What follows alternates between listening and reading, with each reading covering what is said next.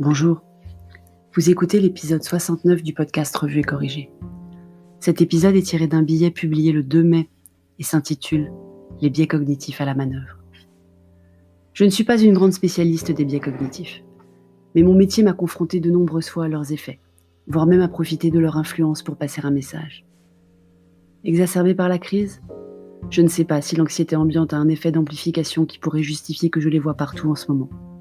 Ou si c'est simplement l'effet Baader-Meinhof qui me fait penser qu'ils sont partout, vu que je manipule la notion régulièrement avec mes étudiants et mes clients. Et voilà, un premier biais en action.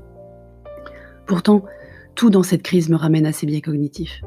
Médias, opposants politiques, posture des institutions, comportements individuels, jusqu'à chair et tendre et petit homme dans notre vie confinée.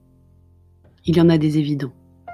Même si vous ne maîtrisez pas bien la notion, vous connaissez sans doute le biais de confirmation et le biais de croyance.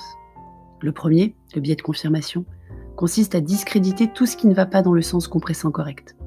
Le deuxième, le biais de croyance, consiste à ignorer des erreurs de logique si la conclusion est conforme à nos attentes. Ça vous rappelle quelque chose ? Le plus amusant, c'est le biais d'autocomplaisance, qui consiste à s'attribuer le succès de ses réussites et à blâmer des facteurs externes pour ses échecs. Un chef d'État en est devenu l'égérie absolue. Je n'ai pas besoin de vous préciser qui, n'est-ce pas ?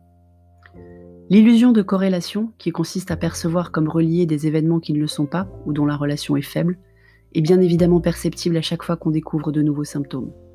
Un travers dont je parlais hier dans l'épisode 68, parfois de plus par des journalistes ou des personnalités.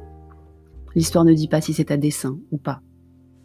Enfin, l'effet Dunning-Kruger, qui fait penser aux personnes moins compétentes sur un sujet qu'elles le maîtrisent parfaitement, est en pleine action sur plus de 60 millions de nos compatriotes, comme à chaque Coupe du Monde d'ailleurs. Mais il y en a des plus subtils. Le biais d'ancrage, qui a tendance à utiliser la première information recueillie comme référence. Il joue certainement un rôle par exemple dans le fait que beaucoup de gens n'acceptent pas les doutes levés sur le réel bénéfice du traitement à l'hydroxychloroquine. Cette attitude relève aussi du biais de traitement efficace, notre tendance à préférer les choses simples aux choses complexes à appréhender, comme du biais d'effet de mode ou de pensée de groupe. Cela peut aussi être la conséquence d'un biais de l'illusion de contrôle, pour se raccrocher à la possibilité de gérer la situation. Il y en aurait beaucoup d'autres, mais j'avais promis de vous donner une bonne nouvelle par jour et je me suis rendu compte que cela faisait longtemps que je n'avais pas tenu cet engagement. Alors en vrac. J'ai gagné à Mario Party contre Chair et Tendre et Petit Homme cet après-midi. J'ai trouvé les coordonnées des commerçants de notre marché préféré qui livrent à domicile ou presque, et Chair et Tendre a pu se fournir en viande et en légumes presque comme avant le confinement. Il est tellement content qu'il n'était pas fâché de perdre tout à l'heure. Petit Homme a fini sa fiche de lecture avec mamie, et c'est pas mal du tout. On va prolonger le coaching grand maternel à distance sur le français. Ça ne lui fera pas de mal de travailler grammaire et orthographe en cette fin de cycle. J'ai réussi à reprendre le tricot. Ça me détend et ça me permet de rattraper les séries que j'ai en retard. J'ai fini Homeland, je suis en train de rattraper mon retard sur Blacklist, et je suis en temps réel le Bureau des légendes et Mrs. America. 2 séries que je vous recommande chaudement d'ailleurs si vous avez MyCanal. J-9 avant le 11 mai donc. J-7 avant le 9 mai. Heureusement qu'on perd toute notion du temps. Merci de m'avoir écouté.